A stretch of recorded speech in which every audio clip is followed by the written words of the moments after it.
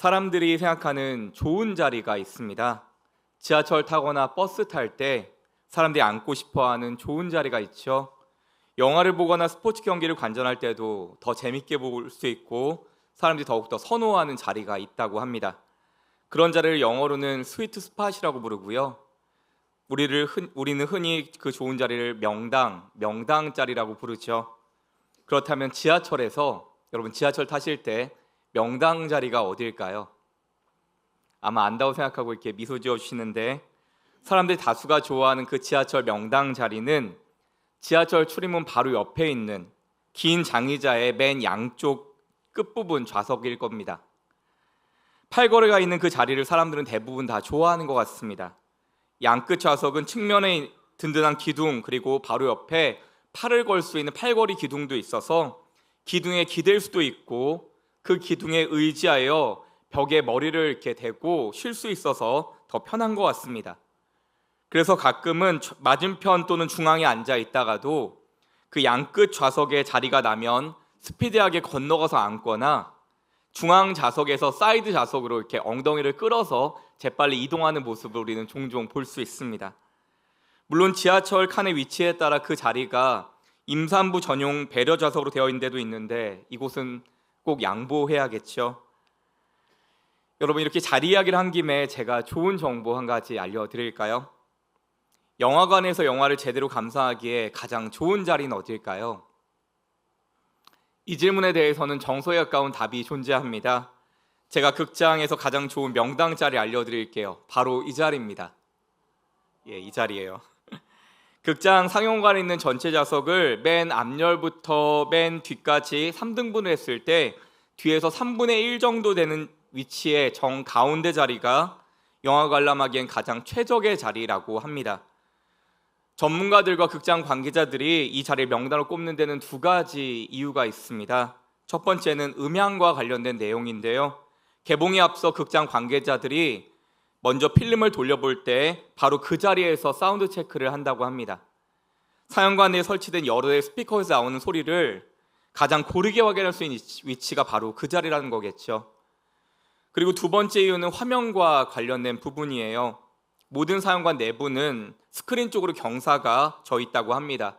그래서 맨 앞에서 영화를 보려면 고개를 좀 들어야 되고 맨 뒤에서 영화를 보면 고개를 좀 숙인 상태에서 보게 된다는 겁니다. 극장마다 그 경사도의 차이는 있겠지만 대략 뒤에서 3분의 1 지점의 관객들 눈높이가 그 스크린 높이와 그 가운데와 일치하기 때문에 영화 보기에 가장 편한 자리라는 겁니다. 그런데 여러분, 사실 이 모든 거 다 중요하지 않습니다. 가장 좋은 자리는 따로 정해져 있지 않거든요. 왜냐하면 사람의 취향이나 성향에 따라서, 상황에 따라서 각자에게 좋은 자리는 바뀔 수 있기 때문입니다. 영화 볼 때 저처럼 화장실에 자주 가는 사람은 화장실과 가까운 자리가 스위트 스팟이 될 것입니다. 여러분, 반지의 제왕 3를 보러 갔는데요, 3시간 반이에요. 제가 화장실 제일 먼 자리에 앉았다가 영화보다 영화 찍을 뻔했습니다. 저 같은 사람이 화장실 가까운 자리가 가장 명당이겠죠.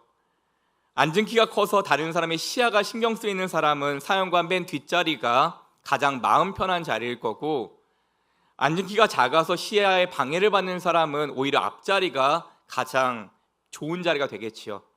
뿐만 아니라 자막이 있는 외국 영화의 경우는 자막이 보통 화면 하단에 있기 때문에 자막을 먼저 빠르게 읽을 수 있는 좌측에 앉는 것이 더 유리하다고 합니다. 요새는 3D, 4D, IMAX까지 영상미, 몰입감이 중요한 특수한 영화들이 많은데 그런 영화는 오히려 앞자리가 더 좋은 자리가 될 수 있다고 합니다.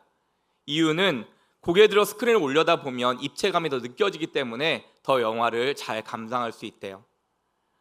어찌 보면 이렇게 좋은 자리라고 하는 건 딱 한 가지로 정해진 자리는 아닐지도 모르겠습니다.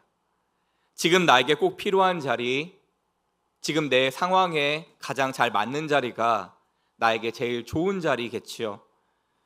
우리 각자의 삶에도 삶의 자리라는 게 있습니다. 사람들 각자에겐 개인이 바라고 원하는 내 삶의 자리가 있지요. 여러분 생각할 때 우리 초등부 친구들은 어떤 삶의 자리를 바랄 거라 생각하세요? 요새 초등학교 친구들의 가장 간절한 소원 중에 하나는 솔탈이라고 합니다. 솔탈이 뭔지 아세요? 솔로 탈출. 솔로 탈출이 가장 바라는 삶의 자리라고 합니다.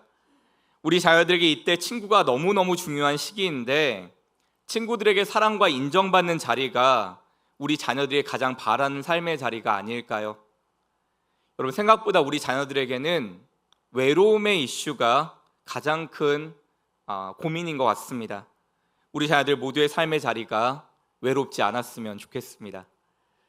대학 입시를 준비한 우리 수험생들이나 취업을 준비한 우리 청년들에게는 원하던 대학, 가고 싶은 직장의 합격 소식이 가장 바라는 삶의 자리겠죠. 가정 가운데 지금 아픔과 갈등이 있다면 가정 안에 있던 불화와 아픔이 이제는 그치는 자리, 사업과 재정 문제로 어려움 겪고 계신 성도님들은 그 문제가 하루속히 풀어지고 해결되는 자리가 가장 간절한 삶의 자리일 것입니다. 사랑하는 여러분, 지금 여러분의 삶의 자리는 어떻습니까? 그 자리가 마음에 드십니까? 여러분이 그렇게 바라고 원하는 삶의 자리에 잘 서 계십니까? 아니면 그 삶의 자리를 이루기 위해서 부단히 오늘도 살아오고 계십니까?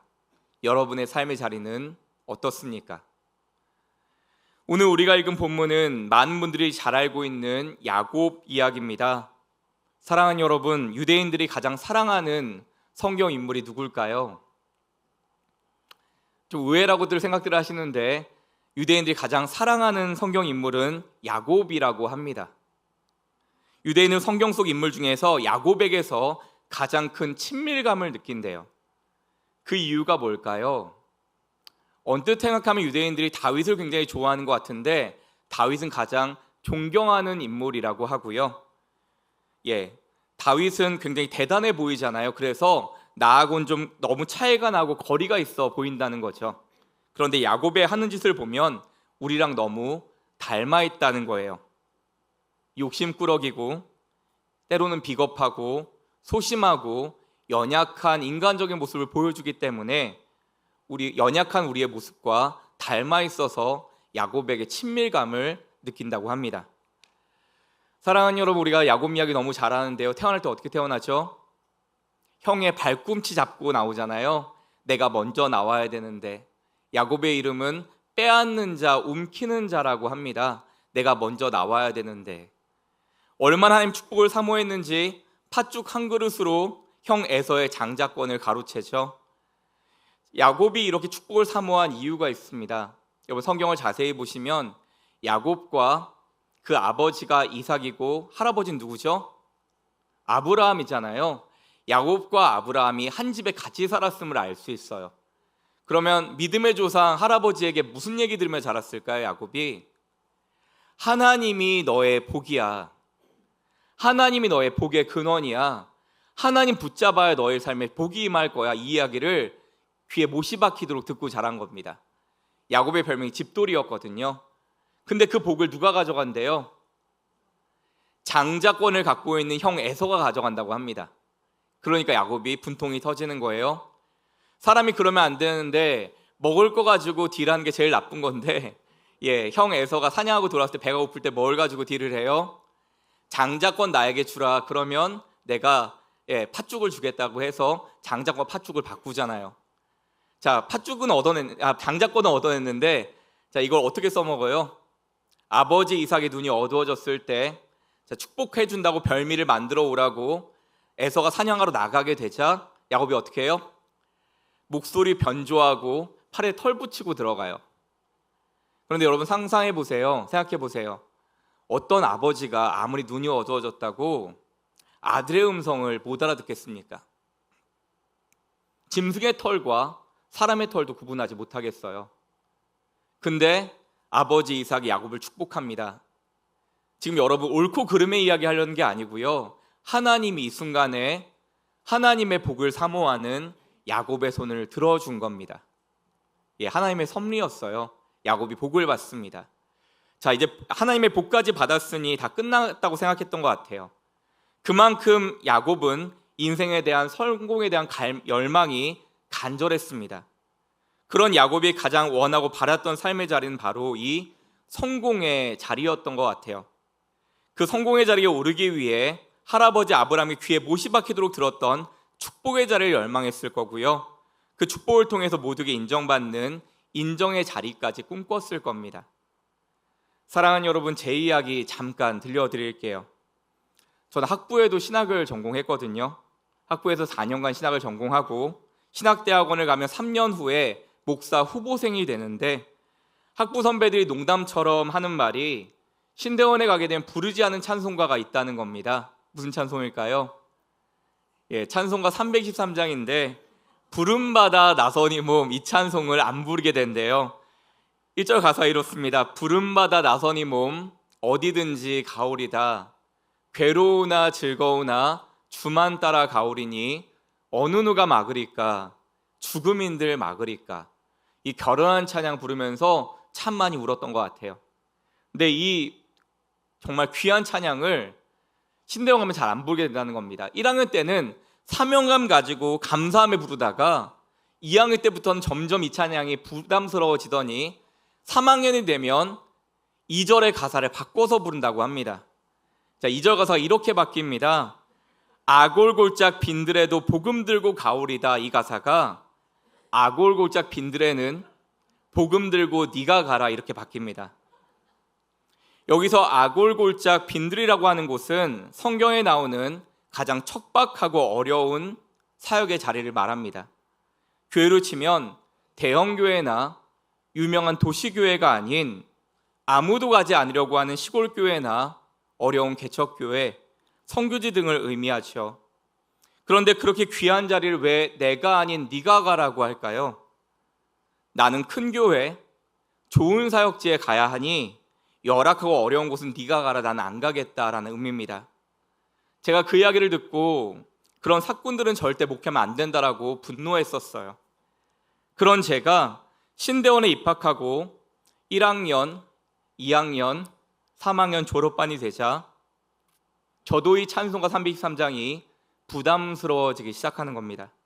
왜냐하면 저도 가고 싶은 교회가 있었거든요. 신대원 3학년 마지막 학기 때 일입니다. 제가 간절히 바라고 원했던 그 당시의 삶의 자리는 서울 명동에 있는 영락교회에 가는 거였습니다. 한국교회에 존경받는 어른이던 한경직 목사님이 사역하셨던 그 영락교회에서 사역하는 것이 저에게도 꿈이었어요. 초대형교회라 전임 교역자로 9명을 청빙하는데 서류를 접수했는데 감사하게 면접 보라고 연락이 왔습니다. 면접 보러 갔는데 총 9명을 뽑는데 11명이 면접을 보는 겁니다. 무슨 이야기일까요? 확실한 사람 9명 붙이고 이상한 사람 2 떨어뜨리겠다는 거예요. 그래서 자신 있고 당당하게 면접을 받고 당연한 결과를 기대했습니다. 그리고 시간이 흘러서 결과 발표한 날이 됐고요. 학교 수업 중에 연락이 온다고 해서 기다리고 있다가 문자를 받았어요. 불합격. 이란 문자를 받고 나서 여러분 떨어질 수 있죠. 그게 뭐라고요? 그런데 제가 그 문자를 받고 나서 어떻게 했는지 아세요? 한강 갔어요. 걱정하신 것처럼 이상한 짓 하려고 한 건 아니었고요. 그냥 사람들이 안 만나고 싶었습니다. 사실은 사람을 상대할 힘이 없었던 것 같아요. 그때. 그 당시에 막 결혼해서 아이가 막 태어났을 때였었는데 아내한테도 참 창피하고 부모님과 장인 장모님께도 면목이 없고 사람들에게 뭐라고 말하기도 쉽지도 않아서 혼자 한강 가서 한강 물만 바라보고 있었어요. 그때가 제 인생에서 가장 스스로를 초라하게 느꼈던 제 삶의 자리였던 것 같습니다. 다시 성경 속 야곱 이야기로 들어가 보겠습니다. 야곱이 그렇게 간절히 바라고 원해서 장자권까지 얻어내고 아버지 이삭에게 축복까지 받았는데 정말 야곱이 바라던 그 삶의 자리, 성공의 자리, 축복의 자리가 이루어졌을까요? 오늘 우리가 읽은 본문은 지금 야곱이 처한 삶의 자리를 보여주고 있습니다. 오늘 본문 10절과 11절입니다. 함께 읽겠습니다. 야곱이 브엘세바에서 떠나 하란으로 향하여 가더니 한 곳에 이르러는 해가 진지라 거기서 유숙하려고 그곳에 한 돌을 가져다가 베개로 삼고 거기 누워 자더니. 사랑하는 여러분, 야곱은 축복은커녕 지금 도망자가 되어 있습니다. 왜냐하면 형 에서의 그 축복 기도까지 가로챘던 소식을 들은 형 에서가 야곱을 죽이겠다고 작정했거든요. 그래서 형의 보복이 두려워서 야곱이 고향 브엘세바에서부터 외삼촌의 집 하란까지 도망을 가는데, 이 거리가 얼마냐면요, 여러분 1500리라고 합니다. 1500리면 거리로는 직선거리로 700km고요. 도보로 가면 800에서 900km 정도를 가야 되는 거리예요. 이건 걸어서 갈 수가 없는 거리죠. 근데 우리나라로 치면 국경 끝과 끝 한라에서 백두까지 도망간 셈인데요, 살기 위해 도망쳐야 했던 것입니다. 여러분, 내가 원해서 가면 여행이죠. 근데 아무리 먼 것도 내가 원해서 가면 여행되지만 아무리 가까운 거리도 원치 않으면 방랑이 되고 방황이 되고 순례의 길이 되는 것입니다. 이 당시 광야는 낮엔 태양으로 뜨겁고 밤에는 차가운 바람을 피할 곳 없는 자리였어요. 들짐승과 강도를 만나면 쥐도 새도 모르게 죽을 수 있는 자리가 바로 거기였습니다. 다시 본문 10절과 11절을 보여주시면 11절에 한 곳에 이르러서는 해가 진지라 거기서 유숙하려고 그곳에 한 돌을 가져다가 베개로 삼고 거기 누워 자더니 라고 했는데, 여러분 11절에 한 곳에 이르러는 보시면 이 한 곳은 야곱이 추구했던 축복의 자리와는 거리가 먼 자리였습니다. 여러분, 노숙하려고 지금 뭘 베고 누웠다고요? 한 돌을 가져다 베개로 삼고 돌베개 베고 누운 겁니다. 여러분, 혹시 돌 베고 누워 보셨어요? 우리가 누우면 낭만이라도 있죠. 근데 여러분, 야곱이 지금 그 깜깜한 곳에서 돌 베고 누웠을 때 무슨 생각했을 것 같으세요? 원문을 보면 돌 곁에 누웠다는 표현도 있는데, 이거는 이런 해석도 있습니다. 에서가 뛰어난 사냥꾼이었기 때문에 언제 달려올지 몰라서 혹시 몰라 호신용으로 돌 옆에서 잤다는 해석도 있어요. 그런 삶의 자리에 야곱이 지금 누워 있는 것입니다. 여기서 돌베개 베고 잔다는 건 두 가지 의미가 있어요. 첫째, 이 여행이 그만큼 쉽지 않은 여행임을 알려주고요. 두 번째는 돌베개를 베고 자야 할 만큼 야곱이 지금 어렵고 힘든 처지에 빠져 있음을 알려주는 겁니다. 전에 우리 그리스도인의 인생에도 수많은 저녁이 있다고 했죠. 밤의 시간이 있다고 했죠. 우리 성도님이 가게 문을 닫던 날이 저녁이에요. 다니던 회사를 갑자기 내려놓게 되던 날이 저녁입니다. 갑자기 병이 발견되던 날이 우리 인생의 저녁입니다. 내 자녀의 문제가 터지던 날이 우리 가정의 저녁입니다. 혹시 지금 이 예배를 드리고 있는 이 중에도 아픈 저녁의 자리를 맞은 가정이 있으리라 생각합니다. 지금 저녁의 자리를 만난 가정이 있다면 하나님께서 오늘 예배를 통하여 그 가정에 다시 아침의 자리를 열어주시길 간절히 소망합니다. 야곱은 그렇게 어두운 밤 광야 한가운데 돌베개 베고 누운 자리에서 서러움에 한참을 울다가 지쳐 잠에 들었던 것 같습니다. 그때 야곱이 꿈을 꾸는데요, 그 이야기가 오늘 보면 12, 13절에 나옵니다. 12, 13절 함께 읽겠습니다. 꿈에 본즉 사닥다리가 땅 위에 서 있는데 그 꼭대기가 하늘에 닿았고, 또 본즉 하나님의 사자들이 그 위에서 오르락 내리락 하고, 또 본즉 여호와께서 그 위에 서서 이르시되 나는 여호와니 너의 조부 아브라함의 하나님이요 이삭의 하나님이라. 내가 누워있는 땅을 내가 너와 내 자손에게 주리니. 아멘. 야곱이 돌베개 베고 자다가 꿈을 꿨는데 무엇을 봤어요? 하늘과 땅에 사다리가 놓인 걸 봤습니다. 그 사닥다리로 천사들이 하늘과 땅을 오르락내리락하는 모습을 봐요. 여기서 사닥다리는 히브리어로 술람인데, 이 술람이란 말은 살랄이란 동사에서 온 말이에요. 이 살랄은 쌓아 올린다, 연결한다, 결합한다는 뜻입니다. 무슨 말일까요? 지금 하늘과 땅이 끊어져 있는 게 아니라 살라리란 말처럼 연결되어 있다, 맞닿아 있다는 말입니다. 여러분, 땅은 우리가 살아가는 현실을 말하죠. 두렵고 외롭고 아픈 우리 삶의 현실을 말합니다.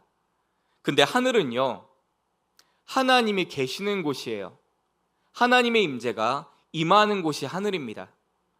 지금 야곱에게 하나님과 자신은 이 하늘과 땅이라는 말처럼 전혀 먼 얘기인 겁니다. 완전 별개예요. 나는 지금 춥고 외롭고 두렵고 언제 죽을지 모르겠는데 하나님은 이런 나를 아시는지 모르시는지도 모르겠고 저 멀리에 계신 하나님, 나와는 상관이 없는 하나님처럼 느껴졌는데 지금 하늘과 땅이 연결된 것처럼 야곱의 삶의 자리에 하나님이 연결되어 있다는 의미인 것입니다. 여러분, 인생의 가장 초라한 그 자리에 지금 주님의 음성이 이렇게 들려오는 거예요. 13절 보시면 나는 여호와니 너의 조부 아브라함의 하나님이요 이삭의 하나님이라. 사랑하는 여러분, 야곱은 이미 하나님을 알고 있었어요. 부모님 신앙교육을 통해서 하나님은 축복을 주는 하나님이라는 걸 잘 알고 있었습니다. 그러나 그건 어디까지나 우리 할아버지 아브라함의 하나님, 아버지 이삭의 하나님이지 나의 하나님은 아니었거든요. 그런데 그 하나님이 야곱을 지금 찾아온 겁니다. 그 하나님이 지금 야곱에게 야곱의 하나님 되어서 말씀하는 겁니다.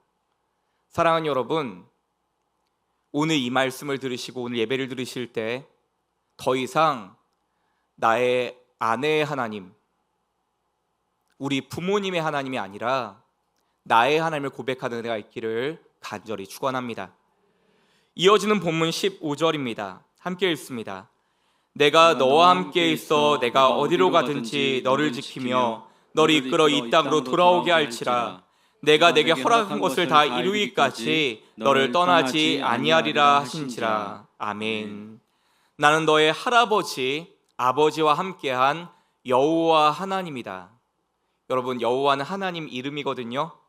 이제부터 너와 함께하는 야곱의 하나님이다.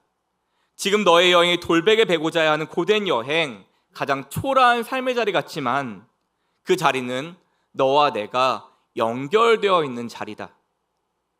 나는 너와 지금 연결되어 있다.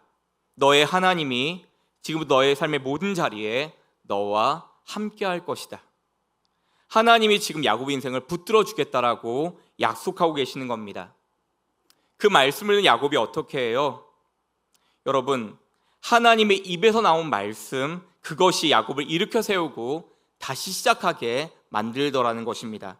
이 사건이 야곱 인생의 가장 큰 전환점이 됩니다. 이어지는 본문 창세기 28장 16에서 19절입니다. 한 절은 제가 한 절은 여러분이 19절은 같이 읽습니다. 야곱이 잠이 깨어 이르되 여호와께서 과연 여기 계시거늘 내가 알지 못하였도다. 예, 두려워하여 이르되 두렵도다. 이곳이여 이것은 다름 아닌 하나님의 집이요 이는 하나님의 문이로다. 야곱이 아침에 일찍 일어나 베개로 삼았던 돌을 가져다가 기둥으로 세우고 그 위에 기름을 붓고 그곳 이름을 베델이라 하였더라. 이 성의 옛 이름은 루스더라. 아멘. 사랑하는 여러분, 야곱이 내가 이 자리에 나 혼자 있는 가장 초라한 자리인 줄 알았는데 이 자리가 하나님이 찾아오는 자리였군요 라는 걸 발견하고 그 자리에서 돌을 세우고 예배를 드립니다. 사랑하는 여러분, 우리 인생에서 낙심하게 되는 자리, 곤고한 아픔의 시간을 만나 무너졌을 때 다시 일어나게 하는 힘은 오직 하나님의 입에서 나오는 말씀밖에 없습니다. 이 시간 말씀의 자리, 예배의 자리를 잃어버리셨다면 다시 그 말씀의 자리, 예배 자리를 찾으시기를 간절히 축원합니다. 야곱은 그렇게 돌베개에 놓았던 곳에서 하나님께 제단을 쌓고 예배를 드리죠. 그리고 그 자리 이름을 베델이라고 짓습니다. 베델은 집이라고 하는 히브리어 벳과 하나님이라는 히브리어 엘을 합친 벳엘이라는 합성어인데 하나님의 집, 하늘의 문이란 뜻입니다. 내가 이곳에서 이 초라한 자리에서 하나님을 다시 만났고 이곳은 하나님의 축복의 자리가 될 것이라는 선포인 겁니다. 야곱의 돌베개의 자리, 가장 곤고하고 초라한 그 자리가 오히려 하나님을 만나는 자리, 다시 하나님을 만나 일어나는 자리가 됐다는 것이죠. 저의 부끄러운 한강 이야기 마저 들려드릴게요. 그 시간 한강에서 전화도 안 받고 철학맞게 강물만 보고 있었는데 7통, 8통 계속 똑같은 친구의 전화가 오는 거예요. 그래서 무슨 일이 생겼나 싶어서 전화를 받아봤더니 친구가 막 화를 내는 거예요. 어디냐고. 그래서 나 한강 와 있다 그러니까 왜 한강 가 있냐 그래서 제가 떨어져서 지금 사람들 만날 기분이 아니라 한강 와 있다 하니까 친구가 그러는 거예요. 너 때문에 짜장면이랑 탕수육 아무도 못 먹고 있다고. 알고 봤더니 친구들이 당연히 결과 발표하는 날 제가 합격할 줄 알고 동기들이 짜장면, 탕수육 파티를 준비했는데 당사자가 안 나타나니까 못 먹고 있었던 겁니다. 그래서 빨리 오라는 거예요. 그래서 제가 나 먹을 기분 아니야, 못 먹겠어 그러는데 그때 제 친구가 저한테 한마디 했는데 제가 그 친구의 이야기를 하나님의 음성으로 받았어요. 상원아, 너 이거는 아니야. 근데 그 친구의 음성이 하나님의 음성으로 들리는 겁니다. 상원아, 너 이건 진짜 아니다. 그래서 아멘 하고 가서 짜장면 맛있게 먹었어요. 근데요 여러분, 제가 교만하고 얼마나 어리석고 생각이 거기까지 내려갔는지 무엇을 어떻게 다시 회복해야 할지를 전혀 감을 못 잡겠는 거예요. 근데 그때 여러분, 말씀이 임하면 사람이 산다고 했죠. 교수님이 저에게 이 말씀을 들려주셨습니다. 시편 31편 15절에 이런 말씀이 있었어요. 나의 앞날이 주의 손에 있사오니. 저의 앞날이 좋은 교회와 유명한 목사님과 능력 있는 교수님 손에 있는 것이 아니라 하나님의 손에 있다는 말씀이었어요. 나의 앞날이 주의 손에 있사오니. 그때 알았어요. 하나님이 나를 잊으신 줄 알았는데 나는 주님과 여전히 연결되어 있구나. 내 인생의 가장 바닥의 자리가 다시 바닥을 찍고 올라가는 자리가 되었어요. 제 인생에서 가장 초라했던 그 자리가 살아계신 하나님을 다시 바라보는 자리가 되었습니다. 사랑하는 여러분, 절망이 하나님을 향하면 희망이 되는 것입니다. 여러분이 지금 처한 삶의 자리는 어떠십니까? 절망이 하나님을 향하면 희망이 됩니다. 돌베개 같은 자리에 할지라도 그곳에 임하는 주님의 은혜가 있습니다. 돌베개 같은 절망의 자리가 오히려 하나님께서 야곱을 찾아오시는 희망의 통로가 된 것입니다. 사랑하는 여러분, 여러분들이 그렇게나 괴로워하고 힘들어하는 지금 그 삶의 자리가 하나님 다시 바라보고 그 힘으로 일어서는 은혜의 자리 되길 간절히 축원합니다. 말씀을 맺으려고 합니다. 사랑하는 여러분, 사람이 변할까요? 사람이 변하나요? 예수 믿고 은혜 받으면 사람이 변할까요? 이렇게 물어보니까 대답 안 하시네요. 우리 아내분들께 그럼 먼저 묻고 싶습니다. 우리 남편분들 사람이 변하던가요? 고개는 못 흔들고 눈으로 막 이렇게만 아니라고. 자, 우리 남편분들께도 물어볼게요. 아내들 잘 변하던가요? 무서워서 고개도 못 흔들고 계세요. 여기까지만 물어보겠습니다. 사랑하는 여러분, 영적으로도 마찬가지입니다. 성화라는 건 성숙한 그리스도인으로 변한다는 거죠. 근데 성화는 정말로 어려워요. 그래서 성화는 내가 변하는 게 아닙니다. 우리가 변하는 게 아니라요, 그 은혜의 자리에 머무는 겁니다. 하나님과 깊어지는 것이고요, 하나님과 더 깊어지는 자리에 있는 것이 성화인 줄 믿습니다. 내가 영적으로 커지는 사람으로 변화됐다는 게 아니라 은혜 안에 머무는 깊이가 깊어졌다는 뜻입니다.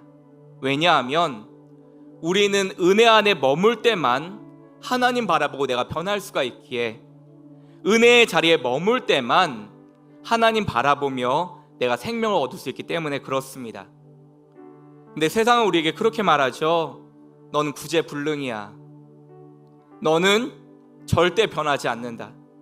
그런데 하나님은 그 실패의 자리, 돌베개와 같은 그 곤고하고 한숨 나는 자리에서, 은혜가 필요한 그 자리에서 하나님 다시 바라보는 우리에게 이렇게 말씀하시는 겁니다. 내가 너와 함께 있어 너를 지키며 내가 허락한 걸 다 이루기까지 너를 떠나지 아니하리라. 여러분, 가장 부끄러운 야곱의 삶의 자리였어요. 그 자리에도 변함없이 하나님 찾아와 말씀합니다. 내가 너와 함께 있어 너를 떠나지 아니하리라. 내가 너와 영원히 함께 있어 내가 은혜 안에 영원히 머물 수 있도록 내가 너를 떠나지 않고 영원히 함께하리라. 소망은 나에게 있는 것이 아니라 소망의 주인 대신 주님이 부어주시는 은혜인 줄 믿습니다. 오늘 말씀의 찬양의 제목은 전심으로입니다.